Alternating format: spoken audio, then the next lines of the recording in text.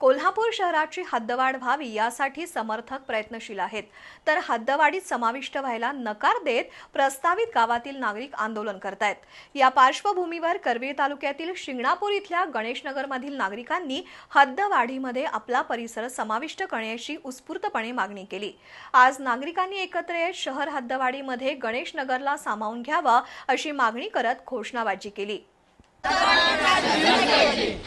हद्दवाढ झालीच पाहिजे, हद्दवाढ झालीच पाहिजे, हद्दवाढ झालीच पाहिजे, हद्दवाढ झालीच पाहिजे, हद्दवाढ झालीच पाहिजे। ओके।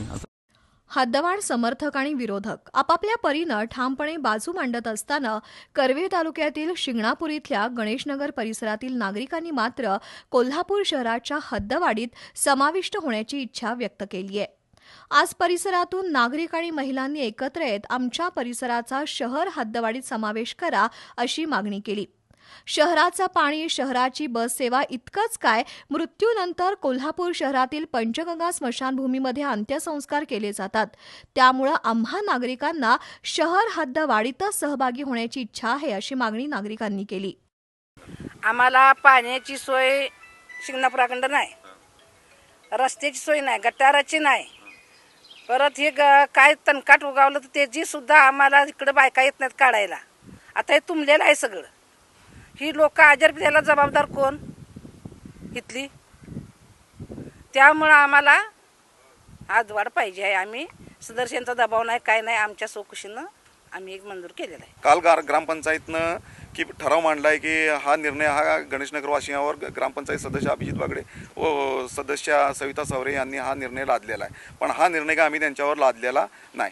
आम्ही काय म्हणतो की अख्खं शिंगणापूर तुम्ही समाविष्ट करा म्हणून असं म्हणत नाही। आमची एवढीच म्हणणं आहे की बाबा गणेशनगर हा उपनगराला जोडून आहे आणि शिट्टीत फक्त 10 फुटाचा अंतर आहे, मध्ये रोड आहे, म्हणजे पलीकडच्या बाजूला रोडच्या पलीकडे शिट्टी आहे आणि या बाजूला गाव आहे। आमची एवढीच म्हणणं आहे की आम्हाला तेवढं फक्त प्रभाग क्रमांक 1 गणेशनगर हा हद्दवाढीत समाविष्ट करावा।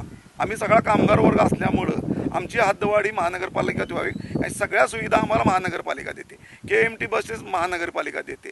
आमच्या एखाद्याचा मृत्यू झाला तर वैकुंठभूमी महानगरपालिका देते, त्याला जाळण्यासाठी लागणारं साहित्य महानगरपालिका देते आणि प्लस आम्हाला इथनं डेड बॉडी नेण्यासाठी जी शवयिका लागते ती सुद्धा महानगरपालिका देते। म्हणून हद्दवाढ आमची गणेशनगरची झालीच पाहिजे, हद्दवाढ झालीच पाहिजे, हद्दवाढ झालीच पाहिजे। ग्रामपंचायत सदस्य किंवा अन्य कुणाचाही याबाबत कसलाही दबाव नसून स्वयंस्फूर्तीनं आपण हद्दवाढीची मागणी करत असल्याचं यावेळी नागरिकांनी सांगितलं।